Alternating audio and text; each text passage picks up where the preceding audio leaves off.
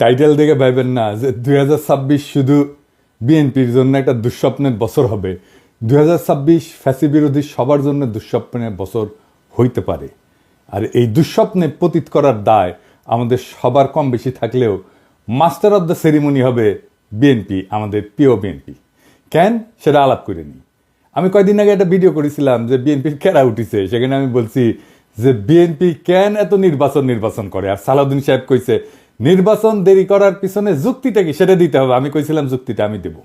তো ক্যারা উঠলে বুঝছেন তো কোন ক্যারা, ওইটাই। ওই ক্যারাতে মানুষ যেমন উত্তেজিত হইয়া যায়, তেমন বিএনপি 2025 সালে খুব উত্তেজিত হয়ে উঠছে। এই উত্তেজনার স্বপ্ন দোষ হবে 2026 সালে। আমি বানাইয়া কিছু বলতেছি না। বিএনপি মানে জিয়াউর রহমানের আদর্শের বিএনপি আমার খুব পছন্দের দল। আর হাসিনার ফ্যাসিস্ট আগ্রাসন থেকে সবচেয়ে বেশি মাইর খেয়া কিচ্ছু করতে না পারার দল হইল বিএনপি। এরা মাইর খেয়েছে ছাত্রদের কারণে, আজকে তাদের জীবন বাঁচাইতে পারছে। দেখেন রিজভী ভাই কি বলে। ভেঙে বিশেষ করে স্কুল কলেজের মাসুম বাচ্চারা নিজেদের জীবন দিয়ে রক্ত ঝরিয়ে আমাদের কাছকে মুক্ত করেছে, গোটা জাতিকে মুক্ত করেছে। আমি আজকে সেই সমস্ত মাসুম বাচ্চা, স্কুল কলেজের সে সমস্ত ছাত্র ছাত্রীদের যাদের শহীদী আত্মত্যাগের মধ্যে দিয়ে আজকে গোটা জাতি মুক্তি লাভ করেছে এক ভয়ঙ্কর ফ্যাসিবাদ থেকে, সেই সব শহীদদের প্রতি আমার গভীর শ্রদ্ধা জানাচ্ছি। আমি শ্রদ্ধা জানাচ্ছি যারা পঙ্গুত্ব বরণ করেছে, যাদের চোখ চলে গেছে, যাদের পা চলে গেছে, আমি তাদের প্রতিও শ্রদ্ধা জ্ঞাপন করছি। আর পাশাপাশি আমি একটু বলতে চাই, সারা বাংলাদেশের আজকে গণতন্ত্রের যে বিজয় হয়েছে, এইটা আমাদেরকে, এই উল্লাসকে আমাদেরকে সংহত করতে হবে। আর যখন হাসিনা ছাত্রদের হাতে জয় বাংলা হইল, তখন বাইর হইয়া বাঘের মতো গর্জন করা এই দলের নাম হইতেছে বিএনপি। যারা এদের জীবন বাঁচাইলো, যাদের জন্য খালেদা জিয়া আজকে তার ছেলের বাসায়, যাদের আত্মত্যাগে আজকে বিএনপির নেতাদের এত লম্ফজম্প, তারাই নাকি আবার আন্দোলনের মূল মাস্টার মাইন্ড। বাংলাদেশের মানুষকে 16 বছর ফ্যাসিবাদের থেকে বাঁচানোর কি করছে বিএনপি? বাঁচাইতে পারছে? 1/11 ঘটানো বন্ধ করতে পারছে? তখন তো ক্ষমতায় বিএনপি জামাত পারেনি। বাংলাদেশের উপরে যাইতে বসে এই ফ্যাসিবাদী শাসন, এইটা থেকে মুক্ত করার জন্য বিএনপি কি করছে? তা ওনারা বলেন ওনা মাস্টার মাইন্ড। তা অনেকের মধ্যে একজন না, অন্যতম না, একমাত্র মাস্টার মাইন্ড। শুনেন, 16টি বছর ধরে বিএনপিকে নিশ্চিহ্ন করতে চেয়েছে হাসিনা, আর জনাব তারেক রহমান কি বিচক্ষণতার সঙ্গে বিএনপিকে রক্ষা করেছে। শুধু রক্ষা করেছে এটা বললে ভুল হবে। কার্যকর আন্দোলন গড়ে তোলার জন্য যা যা করার দরকার, এই আন্দোলনের একমাত্র মাস্টার মাইন্ড হচ্ছে জনাব তারেক রহমান। এটা যদি কেউ ব্যাখ্যা করে বোঝাতে হয় তাকে, তাহলে একটু অসুবিধা। এই কথায় এখন আর হাসি পায় না। আমি হাসে কি করুম? পাবলিকই তো হাসতে হাসতে শেষ। তো বিএনপির কাছে আমার প্রশ্ন, আপনারা যদি আন্দোলনের মাস্টার মাইন্ড হবেন, তাহলে আপনাদের 31 দফার একটা দফাতেও এই জুলাই আগস্ট বিপ্লবের আন্দোলনের শহীদদের, আহতদের নিয়ে কোনো দফা নাই কেন? 1971-এর মুক্তিযোদ্ধাদের নিয়ে তো 21 নম্বর দফা আছে। তাদের তালিকা করবেন, স্বীকৃতি দেবেন। 2024-এর স্বীকৃতি কোথায়? তাদের পুনর্বাসন কোথায়? ভুলে যান না, এটা আপনাদের 2001-2006-এর অ্যানালগ দেশ না, এটা প্রযুক্তির বিশ্ব। নির্লজ্জভাবে আন্দোলনের ক্রেডিট নেবেন, আবার এইভাবে ধরা খাইবেন, আবার ক্ষমতায়ও যাইবেন। এত খাইতে চান কেন বাবারা? খাইবেন ভালো কথা, খাওয়ার জন্য তো চাষাবাদ করা লাগে। ছাত্রদের কি হালের বলদ পাইছেন যে তাদের ময়দা খেতে চাষ কইরা ক্ষমতা যাওয়ার স্বপ্ন দেখবেন? এই স্বপ্ন আপনার স্বপ্ন দোষ হবে 2026 সালে। চলেন দেখি কেন। 2026 বাংলাদেশের জন্য খুবই জটিল, খুবই কঠিন, খুবই অনিশ্চিত একটা বছর হবে। বাংলাদেশের মানুষকে হাসিনা সরকার উন্নয়নের যে মূলা দিছিল, ওই মূলা ক্ষেত দেখা 2021 সালে আমাদেরকে অনুন্নত রাষ্ট্র থেকে উন্নয়নশীল রাষ্ট্রের মর্যাদা দেওয়া হয়েছিল। মর্যাদা না, কিন্তু এই উন্নয়নশীল রাষ্ট্র হিসেবে বাংলাদেশের জন্য অপেক্ষা করতেছে কি কঠিন চ্যালেঞ্জ। সব চ্যালেঞ্জের কথা আজকে কমু না, তবে আমরা মাঝে মাঝে বিএনপির এইভাবে পরীক্ষা নেব। আপনাদের প্রথম চ্যালেঞ্জ হইলো না, সব চ্যালেঞ্জের কথা আজকে কমু না, আজকে কয়েকটা চ্যালেঞ্জের কথা কমু, বাকিগুলো খুঁজে বের করেন। আপনারা তো বহুত বুঝেন, সবার থেকে বেশি বুঝেন। আমাদের প্রথম চ্যালেঞ্জ হলো 2026 সাল থেকে আমরা ইউরোপিয়ান বাজারে জিএসপি প্লাস পাবো না। জিএসপি হইল সেই মেকানিজম যেটা দিয়ে ইউরোপিয়ান বাজারে আমাদের পণ্যের, বিশেষ করে গার্মেন্টসের শুল্কমুক্ত প্রবেশ নিশ্চিত করা হয়। এর মধ্যে অন্যতম হইল তৈরি পোশাক শিল্প। 2026 সালে জিএসপি প্লাস পাওয়ার অন্যতম শর্ত হইল সুশাসন, কলকারখানার শ্রমিকদের অধিকার নিশ্চিত করা। সুশাসনের কথা কইলাম না, ওইটা আপনারা কেমন পারবেন সেটা 2001-2006 সালের কথা মনে আছে, কিন্তু কলকারখানার শ্রমিকদের অধিকার নিশ্চিত করতে আপনারা যে পরিকল্পনা দরকার সেটা আপনাদের নাই। কেন জানেন? আপনারা হইলেন ব্যবসায়ী আর বুর্জাদের নিয়ে তৈরি দল। গরিব মানুষরা রক্ত দেয় আর বড় লোকরা মাখন খায়। আপনাদের যারা জনগণের সাথে সম্পৃক্ত ছিল তাদের কি অবস্থা আমি একটু পরে দেখাবো। হ্যাঁ, কি অবস্থা, বের করে দেন, নয়তো মেরে ফেলে, পিঠে মরে যায়, বনে বাজারে ঘুমায় বেড়ায়। ঢাকায় এসে রিক্সা চালাইছে যে সমস্ত লোকেরা, দারোয়ান হয়েছে, পাঠাওয়ে কাজ করছে, তাদের কোনো খবর থাকে না। সবাই আইসা তখন টেকার লোভে জড়া হয় আশেপাশে, অর্থলোভী এলিট। আর এই রাসেলের মতো লোকেরা আপনাদের দলে ফিরতেছে, নতুন এসালমো হয়ে উঠতেছে। আপনাদের এক্সাম্পল দিই, আপনাদের তৃণমূলের নেতাকর্মীদের কি অবস্থা, আপনাদের যুব দলের নেতারে আর্মি পিটায় মেরে ফেলাইলো, দেখছেন বাচ্চাগুলোর কি অবস্থা। অথই পাথারে পড়ছে এই পরিবারটা। ভাই, এই দলের রাজনীতি করেন, এই দলের হয়ে আমার পেজে ঝাঁপায় পড়েন জিজ্ঞাসা নিয়ে, এই পরিবারের খোঁজ দিয়ে আমাকে জানান, এই পরিবারের সব দায়িত্ব আমি নেব। জি না, আমার টাকা নাই, আমি বড় লোক কেউ না, আমার বাপের জমিদারি ছিল না, ভিক্ষা করবো সবার কাছে। আমার ভিক্ষা দিতে কোনো গ্লানি নাই। একটা লোক সারা জীবন বিএনপির রাজনীতি কইরা গেল, আর্মির পিটানিতে জীবন গেল, তার পরিবারকে বাঁচানোর জন্য পিনাকি ভিক্ষা করবে, আর পিনাকি শেষ জীবনে অপবাদ নেবে যে ভিক্ষা করার টাম করে কোটি কোটি টাকা আত্মসাৎ করেছে। আমি এগুলো জানি, হ্যাঁ এগুলো জানি, এটাই বাংলাদেশ। হ্যাঁ বুঝছাও। যাই হোক, আমারে খোঁজ দিয়েন, এই পরিবারের দেখভাল করার দায়িত্ব যেন আমাকে দেন খোদা তাআলা, এই তৌফিক যেন দেন, ওনার পরিচয়টা দিয়েন, আমার সাথে যোগাযোগ করাই দিন।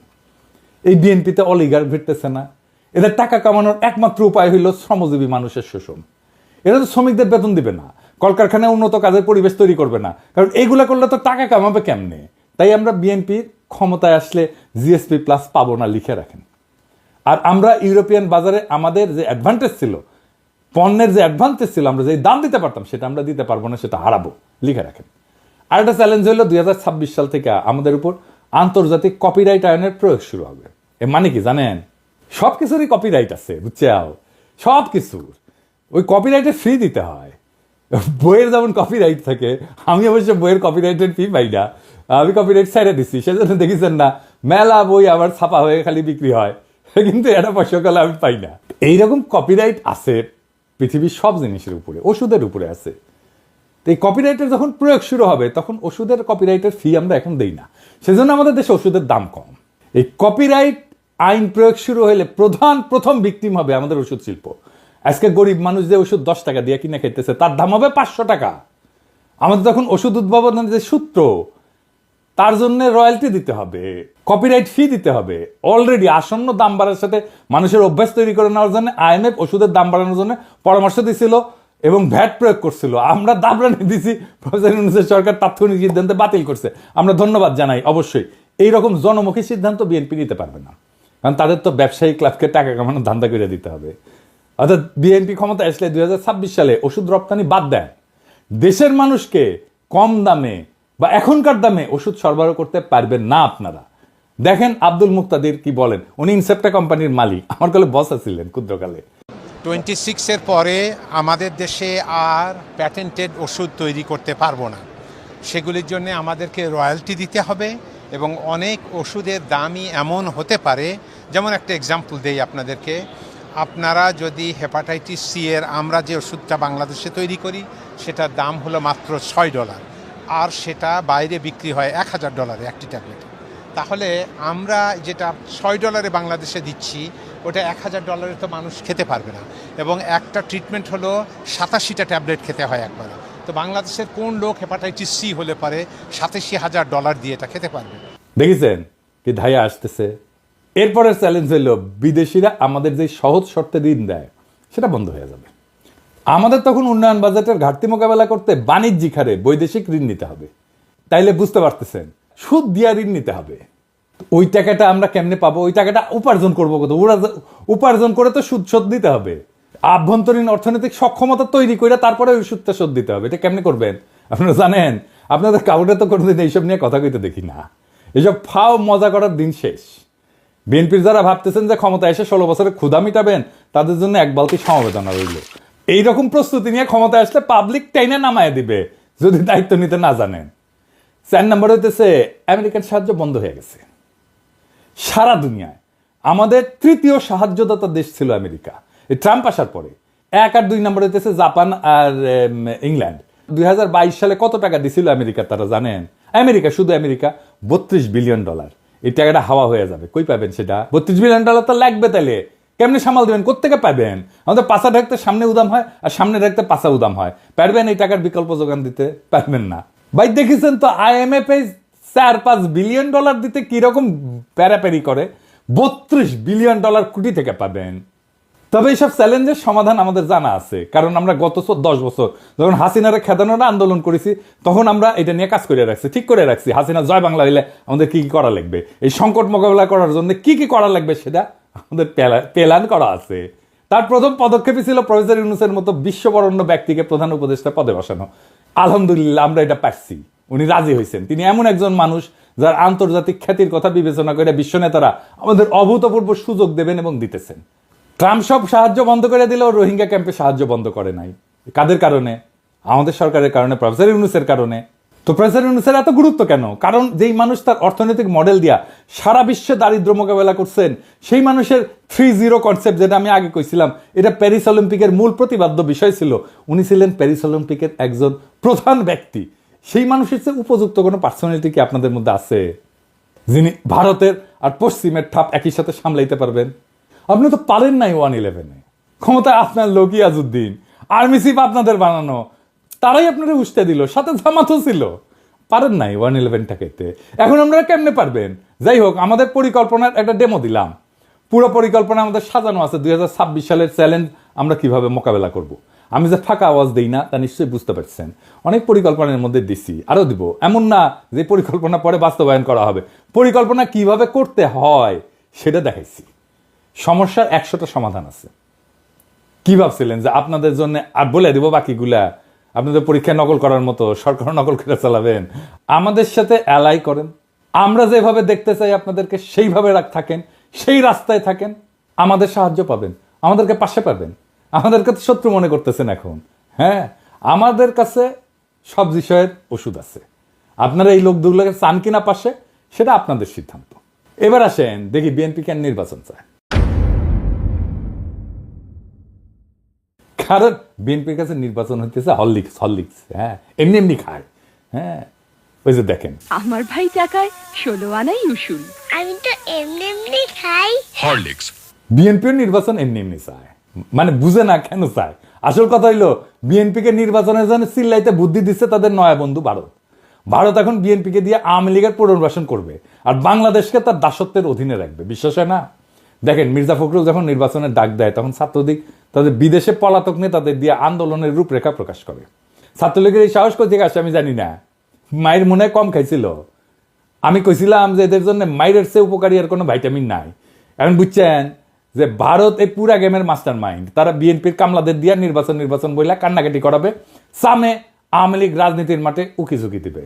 আওয়ামী লীগ ঘোষিত কর্মসূচিগুলো পালন করতে গেলে আমার ক্ষুদ্র ভ্রাতা ভগিনীরাই যথেষ্ট। যেই মায়ের 5ই আগস্টের পরে ইউনূস স্যারের দিকে তাকায় দিতে পারি নাই, সে পাওনা শোধ করিয়া দিতে হবে। আর বিএনপিরে কইতেছি, ভারত আওয়ামী লীগের সাথে যে বাসর করতেছে, ওইখানে আপনারা কাবাব মে হাড্ডি, ওইখানে আপনাদের কোনো জায়গা নাই। মজা শেষে ফেলায় দেবে কন্ডমের মতো। দেখেন, শ্যামা ওবায়দ আদানির জন্য ওকালতি করে। দেখেছেন, শ্যামা কি জ্বালানি মন্ত্রী? আদানি ভারতের এক দুর্বৃত্ত অলিগার্ক, সারা দুনিয়াতে ঘৃণ্য, মোদির ক্যাশিয়ার। তার সাথে বিএনপি নেতার লতকালতকি দেখেন। এখন মানুষের ক্ষমতায় গেলে দেশ বেচে, এরা ক্ষমতায় যাওয়ার আগেই দেশ বেচে দিছে আদানির কাছে, দেশ বেচে ছাড়া। এই বিএনপিরে ভারত এখন ক্ষমতার লজেনচুস দেখাচ্ছে, বুঝছাও? ক্ষমতার লজেনচুস দেখা বিএনপি ওই ক্ষমতার মূলার পিছে যাচ্ছে। তারপরে ওই লজেনচুসের আমও যাবে, সাথে সালাও যাবে। কেমনে বিএনপিকে ভারত ফেলাই দেবে ক্ষমতা দেখে শুনবেন, প্ল্যানিং শুনবেন, শুনেন আমার কাছে। ভারত জানে 2026-এর চ্যালেঞ্জ মোকাবেলা করা বিএনপির পক্ষে সম্ভব না। এটা আমার মতো মূর্খ মানুষ বুঝলে ভারত তো অনেক আগে থেকে জেনে আছে। যখন বিএনপি দেশের অর্থনীতি নিয়ে ঝামেলায় পড়বে, তখনই শুরু হবে বিক্ষোভ আন্দোলন। এই আন্দোলন হবে একেবারে তৃণমূল থেকে। মানুষ খাইতে পারবে না তো, চাকরি থাকবে না তো, মানুষ দলে দলে রাস্তায় নেমে আসবে তো। লোকই বইটা নিয়ে আওয়ামী লীগ কি তাণ্ডব করেছিল মনে আছে না? এখন যে পুলিশ আছে, পুলিশে পুরে রেত হাসিনা। পুলিশ চুপ করে দাঁড়িয়ে থাকবে। 1-11-এর টাইমে যেমন আসিল ওই মীর জাফরের সেনাবাহিনীর মতো, ছাত্রলীগ যুবলীগ গর্ত থেকে উঠায় আন্দোলনে জয়েন দেবে, আর আমার হাসিও টুপ কইরা ঢুকে পড়বে। আন্তর্জাতিক চাপের কাছে তখন নত জানো বিএনপি। দেশীয় আন্দোলনে দিশেহারা বিএনপি তখন আওয়ামী লীগের সাথে আতত করে পলাবে, আওয়ামী লীগ যেমন পলাইছিল। আর দেশে ফিরে আসবে সেই ভয়ঙ্কর ফ্যাসিবাদ, আবার সেই ভারতীয় আধিপত্যবাদ যা কায়রা নিছিল আমাদের জীবনের 16টা বছর, বাংলাদেশকে পরিণত করছিল ভারতের উপনিবেশে। যারা কায়রা নিছিল বর্বর ভাবে আমাদের হাজার হাজার সন্তানদের জীবন, যারা আমাদের 25,000-এর মতো ছাত্র জনতাকে আহত করে চিরজীবনের জন্য পঙ্গু আর দৃষ্টিহীন করে দিছে, সেই আবু সাইদ মুগ্ধ ওয়াসিমদের রক্ত শুকানোর আগেই যেই দল নির্বাচন করে মুখে ফেনা তুলে ফেলাইতেছে, তারা আর যাই হোক দায়িত্ব নিতে পারবে না। আপনাদের রিকমেন্ড করা যত লোক অন্তর্বর্তীকালীন সরকারে আছে তাদের পারফরমেন্স দেখে আপনাদের দক্ষতা আমাদের কাছে পরিষ্কার। স্বরাষ্ট্র উপদেষ্টা কার রিকমেন্ডেশনে জানেন? বিএনপির। শিক্ষা উপদেষ্টা কার? বলছিলাম তো, বিএনপি। এই খারাস বিদেশে কোনো অনুষ্ঠানে যায় না। 5ই আগস্টের পর বাংলাদেশের শিক্ষাঙ্গনে সবচেয়ে বেশি ঝামেলা হয়েছে, ছাত্ররা আন্দোলন করছে তাদের অধিকারের জন্য, আর আওয়ামী লীগ তাদের ন্যায্য অধিকারের আন্দোলনের নাম দিছে সন্ত্রাসী কর্মকাণ্ড। প্রফেসর ইউনূস দায়িত্ব আসার পর সবার আগে উচিত ছিল বিদেশি সহযোগীদের কাছে শিক্ষাঙ্গনের স্বাভাবিক পরিস্থিতি তুলে ধরা এবং সকল দ্বন্দ্বের সমাধান করা। তা না কইরা তিনি তার ডায়াপার সামলানোর অপারগতার কথা বইলা বিদেশে যাইতেছেন না। আপনি কি ভাবছেন স্যার আমরা বুঝি না? আপনি তো বিএনপির পরামর্শে আসছেন। ইউনূস স্যারের সরকারের ভাবমূর্তির জন্য কাজ করলে তো আপনার আসল লক্ষ্য পূরণ হবে না। বিএনপির 31 দফা দেখে তো মনে হয়েছে তারা শিক্ষাঙ্গনের সমস্যাটাই বুঝেন নাই। বুঝলে তো আর বই বিতরণ, শিক্ষাঙ্গনের বিরোধ এইগুলোর সমাধান আগে থেকেই করতেন। ছাত্র সংসদ নির্বাচনগুলোর কথা বলছি, বিশ্ববিদ্যালয়গুলোতে বিএনপি বাগড়া দিচ্ছে, ছাত্রদল বাগড়া দিচ্ছে। কেন? কারণ ছাত্রদল জিততে পারবে না বড় বড় বিশ্ববিদ্যালয়গুলোতে। আপনার তো নিজের স্বার্থ ছাড়া আর কিছু বুঝেন না, নিজের খুবই সংকীর্ণ স্বার্থ। ছাত্রদের স্বার্থ তো আপনাদের কাছে নাই, তাহলে তো আপনারা সংসদ নির্বাচনের কথা মেনে নিতেন। করতে চাচ্ছেন না কেন সংসদ নির্বাচন? বাগড়া দিচ্ছে কেন ছাত্রদল? তার মানে তো আপনারা পারবেন না, এটা হারে যাবেন। হারবেন যে জন্য, সেই জন্য আপনি ছাত্র সংসদ নির্বাচন হইতে দিবেন না। নির্বাচন করছেন, ম্যান্ডেট করছেন, গণপরিষদের নির্বাচন করেন, আমরা সবাই বলতেছি। সেটা তো করবেন না, কারণ ওখানে নতুন সংবিধান বানাইতে হবে, সেটা তো করতে চাচ্ছেন না। গণপরিষদের নির্বাচন করেন, ম্যান্ডেট নেন, আপনারাই করেন, আপনারাই আসেন, সেটা করবেন না। যারা বিপ্লব করলো, যারা দেশটাকে রক্ষা করলো রক্ত দিয়া, তাদের প্রতি আপনাদের পর্বত প্রমাণ ঘৃণা, শত্রু বানায় ফেলছেন তাদেরকে। আপনার 31 দফা দিচ্ছেন, এটা নিয়ে একটা ভিডিও দিব, দাঁড়ান। দিতেছিলাম না নেহায়ত মায়া করে, এতদিনের রাজপথের সহযোদ্ধা কেমনে কঠোর কথা কই। কিন্তু আপনারা এমনভাবে অন্তর্বর্তীকালীন সরকারের উপর ঝেপে পড়েছেন যে না দিয়া তো উপায় নাই। 71 টিভিতে যাইয়া রুমিন ফারানা এই 71 টিভির দুর্বৃত্ত আওয়ামী ফ্যাসিস্ট এনাবলার সে একটা বদমাইশের সাথে বৈশা কেমনে শফিকের সাথে কথা বলে শুনেন। ব্যর্থতা কি দেখলেন? আমি তো এটা ব্যর্থতার অনেকগুলো ডেটা আছে, সব জায়গায় সফল হওয়া যায় না। না, ব্যর্থতার কিছু অংশ স্বীকার করবেন না, জার্নালিজম করেন না ব্যর্থতার কিছু অংশ স্বীকার, মানে 100-তে 100 পেতে চান। না আমি এটা বলছি না, আমি 90 বলি না, কিছু জায়গায় ব্যর্থতা আছে। কিন্তু আপনাদের উপদেষ্টারা তো নিজেকে নিজে মার্কিং করার সময় 3-4 দিতে পারছেন না 10-এ। আমি জানি না, আমি চিফ অ্যাডভাইজারের অফিসকে রিপ্রেজেন্ট করে আমি সে আলোকে বলছি। ওকে, দেখেছেন 71 টিভির সাথে বিএনপি এক হইয়া গেছে, দেখছেন? শফিক তো ভদ্র মানুষ, ছোটখাটো মানুষ। আমি যদি ওটা থাকলামই না, তোরে তুলে থাকনা মারলামই, অ্যাঙ্করের বাচ্চা, তোর অ্যাঙ্করগিরি আমি শিখাই দিলাম নি। 71 টিভি তো ভাঙ্গে চুরে ফেলছিল, ওটা বুলডোজারে কেন ঘুরাই দেয়নি? দেখেছেন এই সমস্ত? এখন দেখেছেন তো সব জায়গায় এই আওয়ামী দুর্বৃত্তগুলোর সাথে, ফ্যাসিবাদের এনাবলারের সাথে বিএনপির খাতির দেখেন, একসাথে ঝাঁপে পড়েছে শফিকের উপরে। জনতারে চেতায়েন না, আপনাদের কিন্তু ভারতেও জায়গা হবে না, মনে রেখেন কথাটা। অবশ্য আপনাদের মধ্যে রয়্যাল এজেন্ট যারা আছে তাদের জায়গা দিতে পারে। আলতাফ সাহেব তো বলছে বিএনপির মধ্যে রয়্যাল লোক আছে, জানেন তো? দেখেন ওই কি বলছেন। বিএনপির কিছু লোক আছে যারা নন আননোন না, নূতন না, পুরানা, নন রয়্যাল এজেন্ট। নন রয়্যাল এজেন্ট তারা এই দেশে যদি 100 টাকা কামাই করে 90 টাকা তারা ইন্ডিয়াতে পাঠায়। এই এজেন্টের একাধিক এজেন্টের নাম আমি বলতে পারি। আমি তো ঢাকায় থাকি, পটুয়াখালীও থাকি, কলকাতায় সল্টলেকে বাড়ি আছে, সোনার দোকান আছে, হোসিয়ারি আছে, তারপরে পেট্রোল পাম্প আছে, তারপরে এটাকে কি বলে, এই যে কমিউনিটি সেন্টার আছে। বাসায় গেলে পরে আপনি বাংলাদেশি পাসপোর্ট পাবেন, আপনি ইন্ডিয়ান পাসপোর্ট পাবেন, আপনি কানাডিয়ান পাসপোর্ট পাবেন। তো প্রমাণের থেকে অসুবিধা আছে নাকি? বিএনপির একজন শীর্ষ নেতা এই কথা বলছে, আমি বলি নাই। বিএনপির কোনো জবাব আছে? এবার আসেন আলাপ করি 2026-এর বিপর্যয় থেকে বাংলাদেশকে রক্ষার উপায় কি। এই বিপর্যয় থেকে রক্ষার একমাত্র উপায় হইল প্রফেসর ইউনূসের মতো একজন সরকার প্রধান, যিনি বৈশ্বিকভাবে সমাদৃত। এখন নির্বাচন দিলে দেশের অর্থনীতির উপর অতিরিক্ত চাপ আসবে। আওয়ামী লীগের চুরি করার টাকা ফেরতেই না, যেন আর কেউ দেশকে বাপের সম্পত্তি ভাবতে না পারে সেই ব্যবস্থা করতে হবে। মনে হয় এখানেও বিএনপির আপত্তি। আওয়ামী লীগের হাতে কত হাজার কোটি টাকা আছে জানেন? নির্বাচন আসলে ওই টাকা মাঠে আসবে, তখন মাঠে আসবে প্রার্থী কেনার জন্য, ভোট কেনার জন্য। 2026-এর চ্যালেঞ্জ মোকাবেলার জন্য প্রফেসর ইউনূস অনেক দক্ষ টেকনিক্যাল এক্সপার্ট নিয়ে আসছে। রিভার্স ব্রেন ড্রেনের মাধ্যমে আরো লোক আনার কাজ চলতেছে। এদেরকে দেশ পুনর্গঠনের সুযোগ দিতে হবে। আপনারা জানেন কত স্কলার ফিরে আসছে সরকারের সাথে কাজ করার জন্য। সোয়াসের মুস্তাক ভাই আসছে, ইকোনমিস্ট আনিস ভাই আসছে, বিদায় আশিক আসছে, খলিল ভাই আসছে, আরো কত নাম কমো প্রত্যেকে কাজ করতেছে এই ধ্বংস হয়ে যাওয়া দেশটাকে আবার ঠিকঠাক করতে। জুলাই গণহত্যার বিচার শেষ করতে হবে। আপনারা 31 দফায় যেহেতু এগুলো রাখেন নাই, তাই আপনাদের উপরে আমাদের কোনো ভরসা নাই। আগামীর যুগ জেনারেটিভ এআই এর যুগ। আমাদের তথ্য প্রযুক্তি খাতে অনেক দক্ষ লোক দরকার। হাসিনার চুরির অত্যাচারে এমন দক্ষ যত লোক দেশ থেকে চলে গেছে তাদেরকে আবার আমরা ফিরে আনবো। বাংলাদেশের তরুণ ইমরান, যে স্ন্যাপচ্যাটের মতো কোম্পানির সিইও, ওইরকম অনেক লোক আমরা দেশে আনার কাজ শুরু করব। তাদের মাধ্যমে গড়ে তুলবো আমাদের পোস্ট জুলাই রিকভারি ফোর্স, যারা দেশের পুনর্গঠনে কাজ করবে। আর তরুণদের নেতৃত্বে হবে সংস্কার। দেশে একটা অন্য গতি আসবে। সাধারণ মানুষ থেকে শুরু কইরা বিনিয়োগকারী পর্যন্ত সবাই প্রফেসর ইউনূসের উপর আস্থা রাখে, এবং তখন সেই আস্থা আরো দ্বিগুণ হবে। প্রফেসর ইউনূস নিজেই একটা বিশাল ব্র্যান্ড। আমরা ওনারে মুক্তে পাইছি, ওনার কাছ থেকে আমাদের সবটা নিতে হবে। উনি যা দিতে পারেন। আমরা অনেকদিন পরে এমন একজন রাষ্ট্রপ্রধান পাইছি যারা নিয়ে আমরা গর্ব করতে পারি। ওনার নেতৃত্বে আমরা দেশের হারানো অর্থনৈতিক সক্ষমতা ফিরে না আসা পর্যন্ত উনারে হারাইতে চাই না। ওনার সরকারের অনেক দুর্বলতা আছে, কিন্তু প্রফেসর ইউনূস একাই 100। ওনারে শান্তি মতো কাজ করতে দেন, আমরা আগায় যাব দুর্বার গতিতে। তবে ইউনূস স্যারকে আমাদের অনুরোধ, দয়া করে যোগ্য, উদ্যমী, আধুনিক, বিশ্ব সম্পর্কে ধারণা আছে এমন তরুণ লোকদের নেন আপনার সরকারে। বুড়া খাটাসগুলোকে বাদ দেন মেহরবানি কইয়া। আর বিএনপি এই জন্যই কথা বলার সুযোগ পাচ্ছে, এই জন্য নির্বাচন করে তর পাচ্ছে। বিএনপি নেতাদের জন্য আমার একটাই মেসেজ, আমি যে চ্যালেঞ্জগুলোর কথা বলছি, সংস্কারের কথা বলছি, 31 দফায় জুলাই অভ্যুত্থানের কথা না থাকার কথা বলছি, এগুলোর উত্তর দিয়ে দয়া করে নির্বাচনের কথা বলবেন। সক্ষমতা না দেখা আমরা আর কাউরে ভোট দিব না। কিভাবে আপনারা সরকার চালাবেন, কিভাবে মানুষকে অর্থনৈতিক মুক্তি দিবেন, কিভাবে উন্নয়নশীল দেশের চ্যালেঞ্জ মোকাবেলা করবেন, কিভাবে জুলাইয়ের আহত আর শহীদদের সম্মান জানাবেন, তা পূর্ণ রূপরেখা আকারে প্রকাশ করেন। জাতির কাছে আপনাদের প্রতিশ্রুতি দেন। আমরা তখন বিবেচনা করব আপনারা নির্বাচন করার যোগ্য হইছেন নাকি হন নাই।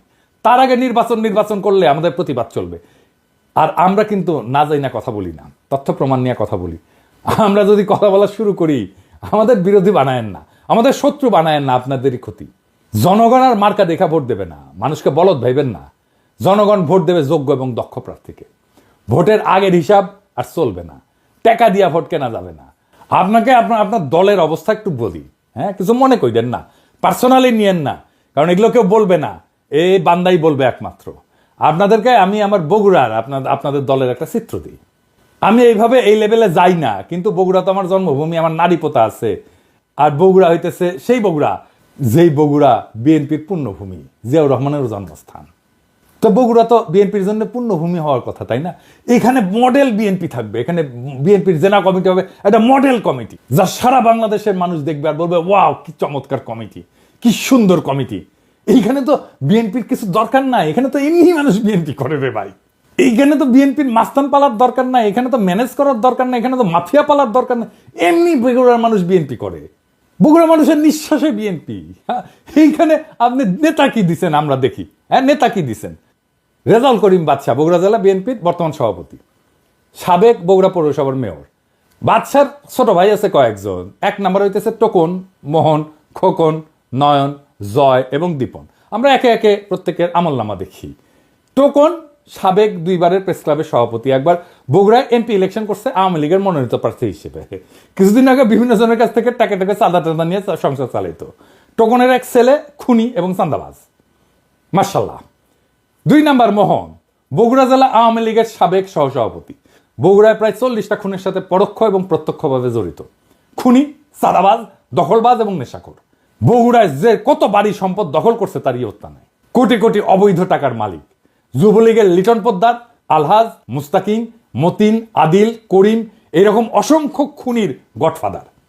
ওর মেয়ের জামাইও খুনি, মেয়ের জামাই পলাতক আছে মালয়েশিয়া। মোহন পলাতক, ইন্ডিয়া থাকে, ইন্ডিয়াতে আবার বাড়িও আছে মার্শাল্লাহ। 3 নাম্বার খোকন, দিনরাত নেশা করে, ফেন্সিডিল, গাঁজা, আফিম সবই খায়, আবার মাঝে মাঝে তাবলিগও করে, কি একটা অবস্থা। 4 নাম্বার নয়ন, 3 বারে বগুড়া প্রেস ক্লাবের সভাপতি, মার্শাল্লাহ, লেখাপড়ায় খুবই ভালো, শুধু এইচএসসি পাস, এর উপরে আর পাস দিবার পারেনি, বর্তমানে পলাতক।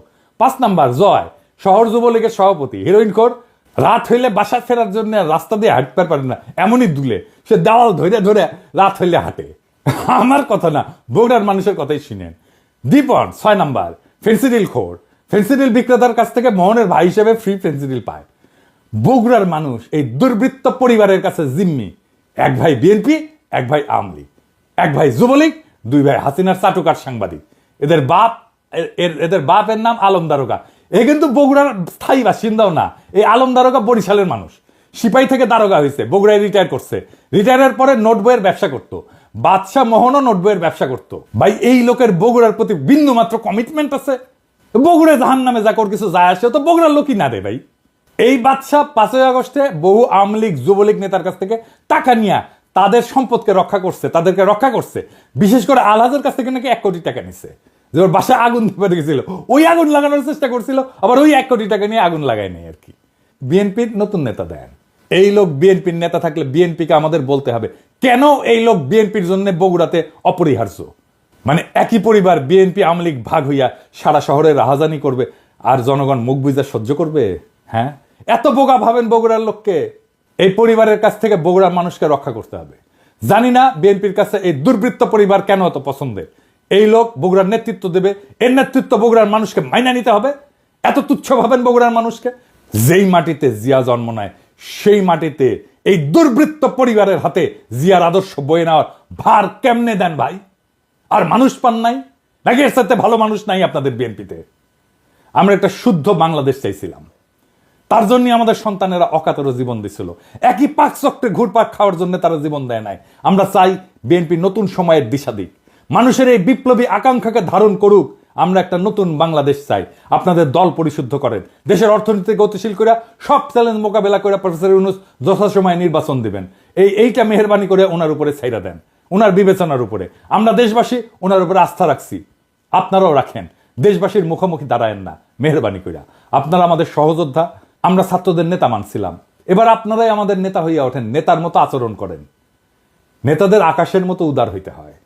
নেতা সেই যে নিজে কাঁদে অন্যকে কাঁদায় না, নেতা সেই যে কোনো কিছুর আকাঙ্ক্ষা করে না, নেতা সেই যে জনগণের সব কষ্টকে সব দুঃখকে নিজে আপন কইরা নিতে পারে, নেতা সেই যে সবচেয়ে দুর্বল মানুষের আশ্রয় হইয়া উঠতে পারে। নিজেকে প্রশ্ন করেন সেই জায়গায় আসছেন কিনা, না আসতে পারলে অপেক্ষা করেন। ইনকিলাব জিন্দাবাদ।